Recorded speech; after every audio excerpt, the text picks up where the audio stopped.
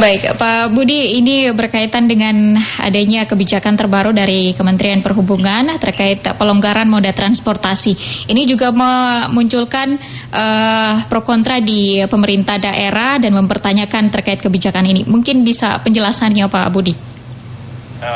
Ya begini, sebetulnya mungkin saya coba luruskan dulu ya. Kebijakan pelonggaran moda transportasi itu nggak seperti itu yang mungkin dipikirkan banyak orang. Jadi kita pada prinsipnya ada surat edaran dari gugus tugas terkait masalah beberapa profesi, beberapa orang yang boleh melakukan perjalanan karena untuk kepentingan khusus. Ada kepentingan pertahanan, kepentingan keamanan, ada orang-orang kantor yang mau menjalankan tugas, ada pergerakan dari satu daerah ke daerah yang lain, ada juga yang untuk kepentingan kesehatan COVID-19 juga, ada juga untuk kepentingan bisnis dan usaha, yang kemudian itu akan menggerakkan kebutuhan-kebutuhan esensial dari kita semuanya, sehingga kondisi ekonomi kita tidak begitu jeblok sekali lah, kira-kira demikian. Nah kemudian orang-orang yang tadi dari surat edaran nomor 4 dari gugus tugas, ada persyaratan yang harus dilalui atau yang diikuti oleh siapa yang boleh melanjutkan perjalanan tadi gitu. Dan persyaratan itu sangat ketat sekali. Ada surat keterangan dari kantor, katakan surat jalannya. Ada surat keterangan sehat juga dari dokter. Ada juga menyangkut masalah bebas COVID-19 dan lain sebagainya. Cukup banyak persyaratannya. Jadi jangan diartikan bahwa dengan pembukaan yang seperti sampaikan tadi, kita membuka seperti dulu lagi, bukan. Terbatas sekali saya katakan, sangat terbatas sekali, bukan terbatas saja, tapi saya katakan sangat terbatas sekali moda transportasi umumnya yang nanti akan mengangkut masyarakat dengan profesi dan juga dengan persyaratan yang saya sampaikan tadi. Dengan demikian kendaraannya juga mungkin untuk di darat, kalau di laut udara mungkin saya nggak bisa bicara ya kereta api ya.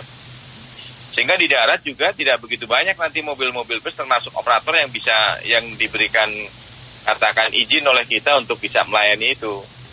Karena masyarakatnya juga yang akan melakukan pergerakan belum tentu banyak. Jadi kita akan sesuaikan, suplainya kita sesuaikan dengan kebutuhan atau demand yang ada. Gitu. Jadi jangan diartikan bahwa ini satu membuka kembali, bukan. Jadi hanya sangat terbatas, kita akan memfasilitasi orang-orang yang berkebutuhan khusus. Kemudian kebijakannya mudik tetap dilarang. Jadi orang-orang yang tadi itu hanya untuk kebutuhan khusus saja, kepentingan khusus. Tenaga kerja migran Indonesia, pelajar yang dari negara-negara dipulangkan ke Indonesia. Mereka datang ke Jakarta, Cengkareng, masa nggak diteruskan perjalanan sampai ke Bandung, katakan atau ke Cirebon. Jadi kita fasilitasi itu semuanya. Kemudian mudik tetap dilarang, nggak boleh. Nah ini menjadi kunci semuanya. Jadi tidak berarti bahwa kemudian kalau gitu nggak bisa, mudik nggak bisa. Dan kemudian mendekati Lebaran, kita sudah dengan Korlantas Polri, dengan teman kepolisian, kita akan semakin memperkuat checkpoint yang ada di beberapa jalan, di berbagai macam jalan. Jalan tol kita perkuat kembali, kemudian jalan nasional, arteri juga kita perkuat. Dan jalan-jalan tikus juga nanti kita sudah mapping semuanya di mana mungkin lolosnya, kita akan perkuat kembali. Sehingga komitmen kita atau kemudian kita menjalankan kebijakan Pak Presiden untuk tidak mudik kita akan laksanakan dengan semakin baik. Demikian, Mbak. Oke, baik Pak Budi, ini yang menjadi pertanyaan juga menjadi kebingungan dari pemerintah daerah adalah karena beberapa daerah masih melakukan PSBB begitu, dan akhirnya ada keputusan ataupun kebijakan baru dari Kemenhub dan ini seolah menabrakkan dua kepentingan begitu, Pak Budi. Pendapat Anda seperti apa, Pak?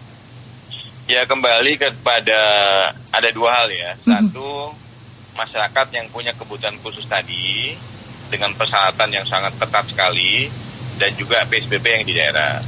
Memang kalau aturan PSBB itu kan kita juga sudah membuat dalam PM25. Orang yang dari wilayah luar PSBB atau dari dalam wilayah PSBB nggak boleh keluar atau masuk gitu. Tapi terhadap apa yang dibuat dalam surat edaran baik dari Dirjen Udara, Laut, Kereta Api dan juga Darat tempat saya, ini juga kita kembalikan koordinasi kita dengan daerah.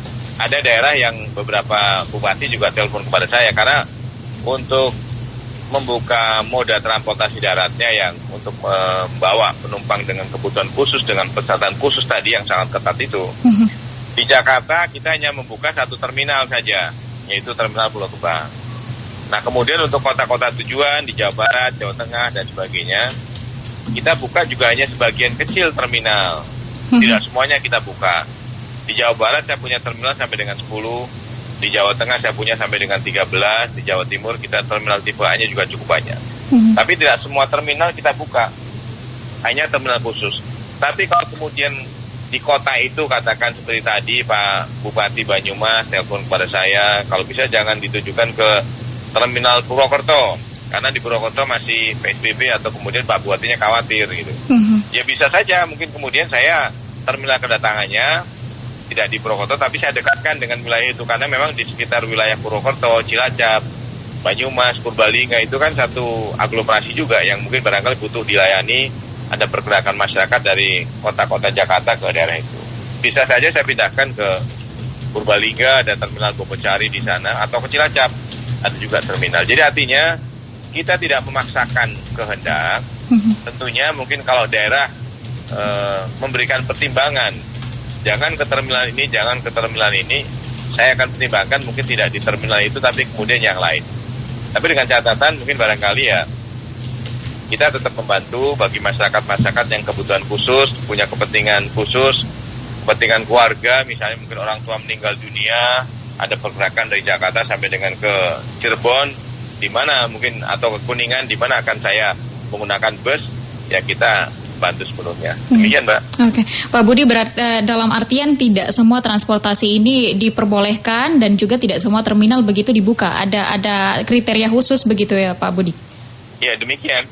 Okay. Dan dicatat ya, ini bukan moda, semua moda ya. Jadi artinya kendaraan pribadi nggak boleh, apalagi sepeda motor. Okay. Yang kita fasilitasi ada dengan menggunakan angkutan massal, bus, gitu.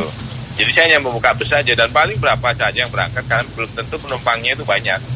Karena untuk memenuhi persyaratan yang dari surat edaran gugus tugas juga perlu usaha luar biasa itu untuk mendapatkan itu semuanya. Gitu. Nah kalau dapat persyaratan baru silakan boleh membeli tiket, dan tiketnya juga dibeli hanya di PO-nya, bukan melalui online. Okay. Jadi sebelum membeli tiket kita akan melihat persyaratannya terpenuhi tidak, kepentingannya juga terpenuhi nggak, sesuai nggak dengan SE 04 dari gugus tugas. Kalau terpenuhi, kita beri kesempatan. Demikian. Oke, Pak Budi menegaskan kembali sedikit terkait dengan latar belakang dikeluarkannya kebijakan dari kementerian ini, bahwa memang untuk memfasilitasi mereka-mereka yang membutuhkan moda transportasi ini, begitu Pak Budi? Ya, selain itu juga ada surat dari Kementerian Perekonomian yang mempunyai kepentingan besar dan juga melakukan evaluasi terhadap pergerakan kegiatan ekonomi di negara kita. Kan kita harapkan bahwa pencegahan itu memang menjadi faktor utama, pencegahan COVID-19, karena ini operasi keselamatan kemanusiaan dan harus bersama-sama juga. Namun demikian, satu sisi juga kegiatan ekonomi kita harapkan juga tetap tidak terpuruk sekali lagi. Nah kemudian salah satu hal yang dilakukan adalah ya kita memfasilitasi beberapa orang yang punya kebutuhan khusus, termasuk bisnis tadi, usaha tadi, gitu kita bantu sepenuhnya. Makanya dari awal kebijakan kita menyangkut masalah pembatasan atau pelarangan, kita tidak pernah sama sekali melarang untuk logistik. Semua logistik kita bantu sepenuhnya untuk kelancarannya. Dan di jalan tol logistik itu meningkat tajam.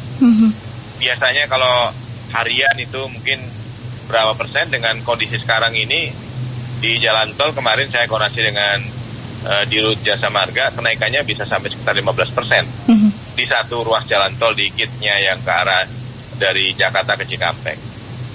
Demikian, Mbak. Oke.